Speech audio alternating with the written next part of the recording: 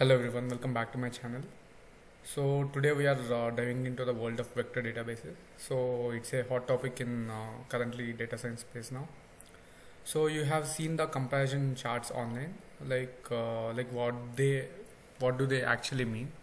So let's break down this image and understand which database is suitable. So generally this vector database is generally used to store the embeddings and retrieve that embeddings from that particular database.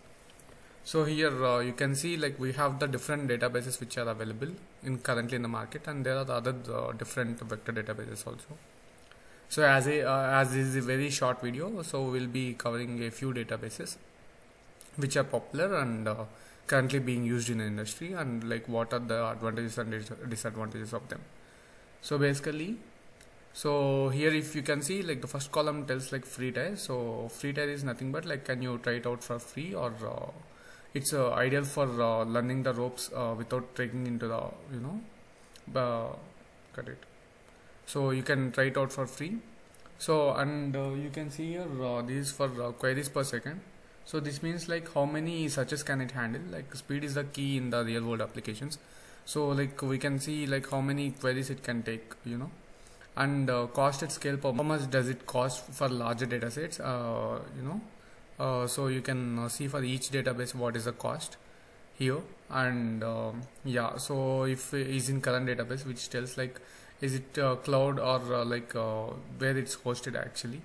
So like if you see here like we have self-hosted. Like if you want to self-host it, like you want it to be somewhere on the server, or cloud. You can see you can select this option. For example, we get both on host and cloud also.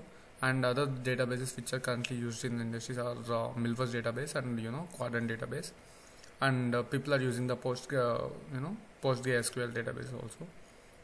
So all these three databases are available on both cloud and self-hosting. And if you see here S4C2, so this what it tells is actually it's a security and compliance. So what S4C2 tells is like whether to keep our data safe or not, like does it meet the industry standards. And if you see HIPAA is for healthcare information. So what HIPAA indicates is like whether the system is HIPAA compliant, which is required for handling the protected health information. And here open source indicates like whether the system is open source or not. So here if you can see we will be comparing the different databases now. So if you see here VV8 is a cloud native kid on the block. So it's generally built for the semantic search and the knowledge graphs. So it's generally a free tier and lightning fast database. So it's a free tier is available on this VV8 database. And but it has the cost limitations when you scale. And if you take the Pinecone database, this is like a powerful search engine for your vectors, and it's great for accuracy and indicates it's great for the accuracy. And generally most of the people use Pinecone in the for the personal projects and all. So but it's not open source, it's paid. So if you see it's it's not self-hosted, but it is generally managed in the cloud. So this complaint, SOC complaint, security complaint is what Pinecone has, but it doesn't have the HIPAA complaint, and it's not open source. And if you take the pgvector database, it's trusty post it's a generally mostly used database for vector search. If you want to, the free tier depends on like you are hosting. So it's open source. It's already available on open source. So when it's open source, it's free. So paid based on this. And we also have other databases like Milvus. And this Milvus is a kind of a open source champion.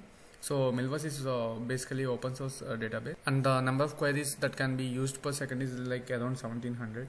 And this Milvus database can be self-hosted or managed in the cloud, and this has most of the most complaint database compared to the other database. And we also have a MongoDB database. So and we also have MongoDB. So here this is like a popular document database. So it's a familiarly easy to use. So it's also the free tier is available, and open source is it's also open source is available. To pay for it, like it's hosted on AWS, and its costs around some $750 per month. So it can be managed in the cloud, and it's self-hosted also. So if you see the ChromaDB is also an open source. So it's generally it's not available on the cloud now. So it's a self-hosted, like it's in memory on the server. So you can see like this is hosted product which is under development. So these are the different databases that are generally available and being used currently in the industry right now. So the mostly used databases, I would say, like Pinecone, Milvus, Quadrant, and hope you like my video. Please like and subscribe.